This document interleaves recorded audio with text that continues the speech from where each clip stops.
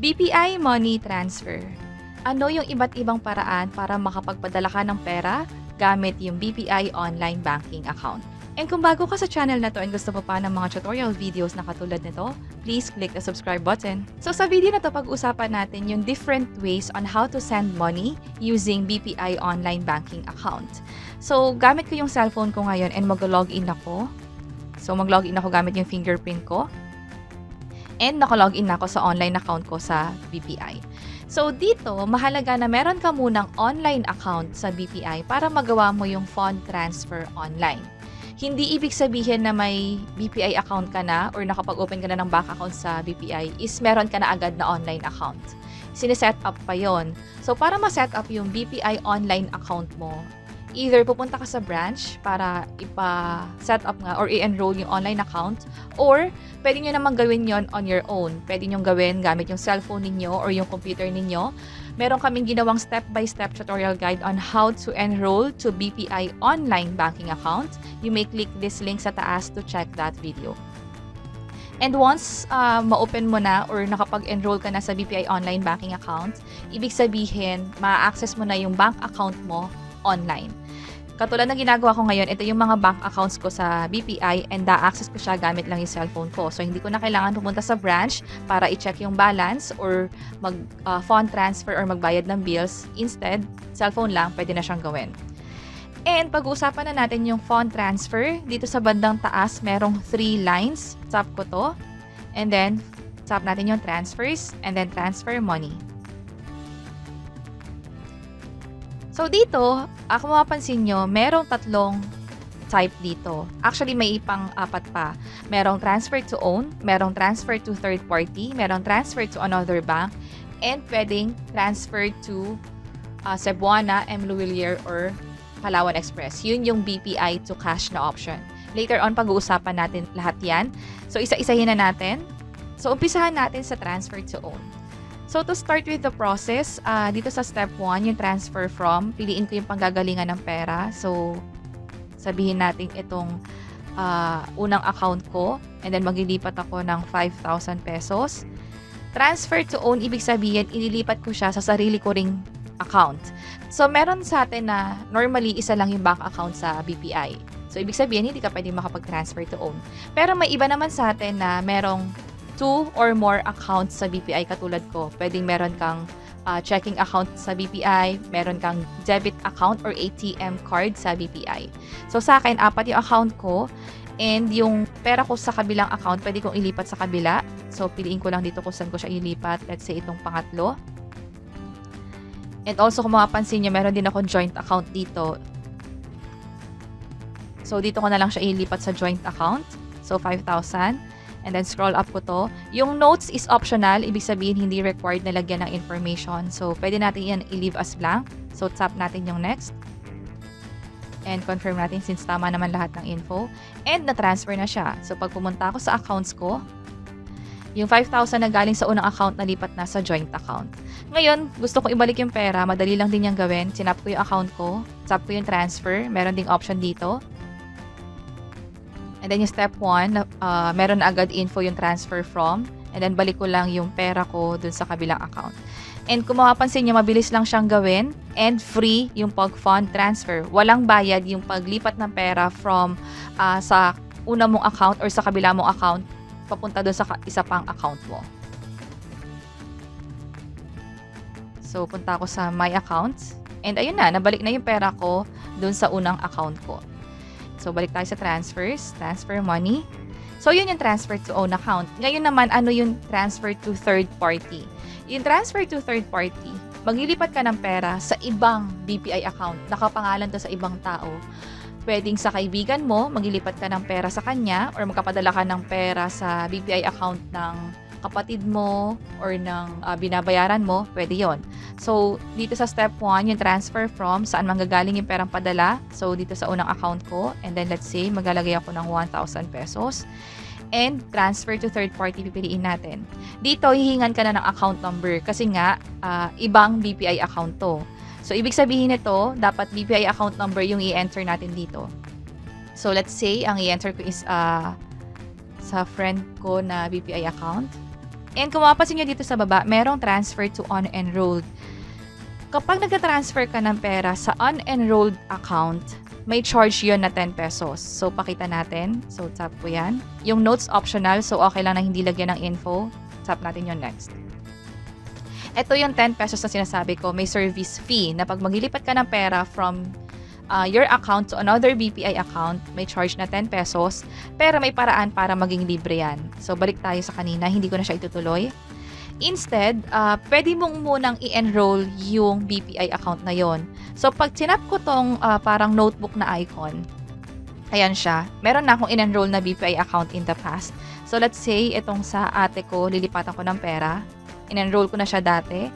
So, pag tinap ko yung next, wala nang service fee. Wala na yung 10 pesos. Instead, yung 1,000 pesos na lang yung nakalagay dito.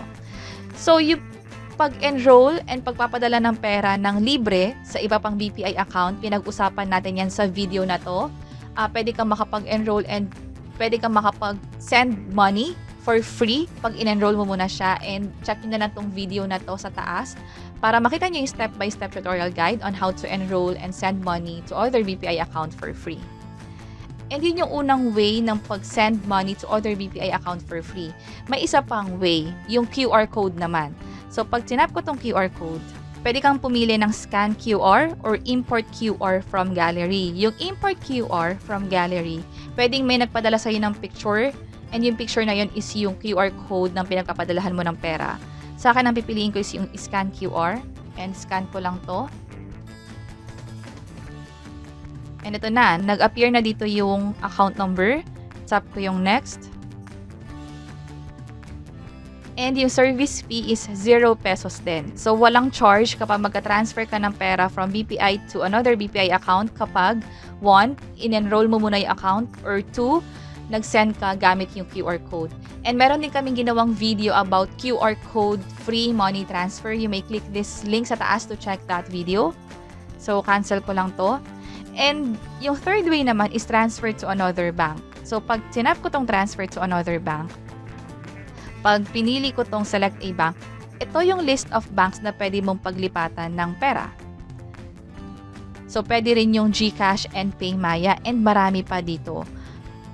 So, gumawa na kami ng iba't ibang tutorial video about this. Naglipat na kami ng pera sa Land Bank, BDO, GCash, PayMaya, sa iba't ibang mga bangko, East West Bank, and marami pa. So, pag tinap ko tong GCash, pakita ko lang yung service charge. InstaPay yung pag-fund transfer dito. Ibig sabihin, mag-reflect agad yung perang padala mo dun sa pinaglipatan mo ng pera. Kahit sa ibang bangko pa yan, kahit sa BDO pa yan, kahit sa East West Bank pa yan, kahit sa RCBC pa yan, or kahit sa GCash pa yan. And take note lang na yung transfer fee is 25 pesos. So, yun yung catch dito. Kapag maglilipat ka ng pera from BPI to other bank, laging may charge na siya na 25 pesos. And dito sa bandang baba, syempre, kailangan mong ilagay yung account number ng bank account na yon, and kung sino rin yung owner ng account na yon, ilalagay mo dito sa account name. And katulad ng sabi ko kanina, may ginawa kaming mga videos about that. Andito yung list of all videos na ginawa namin about sa BPI. Piliin nyo na lang sa playlist kung ano yung paglilipatan nyo ng pera. Kung mag-transfer kayo sa BDO, piliin nyo yung BPI to BDO. Kung maglilipat kayo sa BPI to GCash, piliin nyo na lang yung BPI to GCash dyan sa list na yan. So, napag-usapan na natin yung tatlo: transfer to own, transfer to third party, and transfer to another bank. Ngayon naman, pag-usapan natin yung pag-transfer ng pera from BPI to pwedeng Cebuana Luwilier, pwedeng M. Luwilier, or pwedeng Palawan Express. So, gagawin ko is mag-logout ako dito. Yes, logout tayo. And scroll down natin to. Ito siya, BPI to cash. Tap natin yan. And tap natin yung BPI to cash ulit. And tap natin yung OK. And ito na yung process para makapaglipat ka ng pera sa ibang tao na hindi kailangan sa bank account nila. Let's say, magbabayad ako sa ibang tao pero wala siyang bank account. Instead, may malapit na M. Luwilier or may malapit na Cebuana Luwilier or Palawan Express sa lugar nila, pwede ako magpadala ng pera doon and ipapangalan ko sa kanya yung perang padala. So, pag pinili ko yung isa dito, and then nilagyan ko lang to ng information ng amount, and dito sa receiver's name, ilalagay ko dito kung sino yung magpipick up ng pera dun sa M. Luwilier or Cebuana or sa Palawan Express. And also, ilalagay ko rin yung cellphone number niya dito. So, pag natapos ko na yung process na yan, pwede niya nang ma-pick up yung pera doon sa mga establishment na yon after 1 hour or the next business day kung lumagpas ka na sa cut-off time. And pinakita namin yung step-by-step tutorial guide sa mga video na to. Again, pwede nyo i-check yung video na yan dito sa playlist para makita nyo yung specific tutorial para doon sa kailangan yung video. Kung gusto nyo yung BPI to Cebuana Luwilier lang, meron din kami niyan, or BPI to M. Luwilier or BPI to Palawan Express. And yun yung 4 na paraan para makapaglipat ng pera gamit yung BPI online account. Actually, aside dito, marami pang ibang paraan para makapaglipat ng pera from your BPI account to other online accounts. For example, sa PayPal. Kapag gusto mong maglipat ng pera sa BPI account mo sa PayPal, hindi ka nagagamit ng BPI online banking account mo or ng BPI mobile app. Instead, sa PayPal account mo mismo, pag nag-login ka doon, pwede mong i-add yung BPI Mastercard mo. And then, pag na-add mo na siya, pwede ka nang mag-cash in gamit yung BPI account mo sa PayPal mo. And kung interested ka about that tutorial video, please let us know para makagawa kami ng step-by-step guide about BPI and PayPal accounts.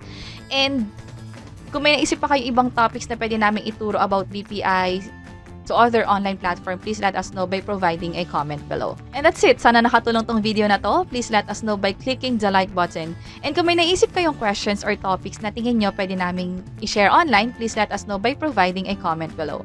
And ito pa yung mga videos na pwede nyo i-check online. I hope na makatulong to. And this is Lou from Invest Library. Until next time, bye-bye!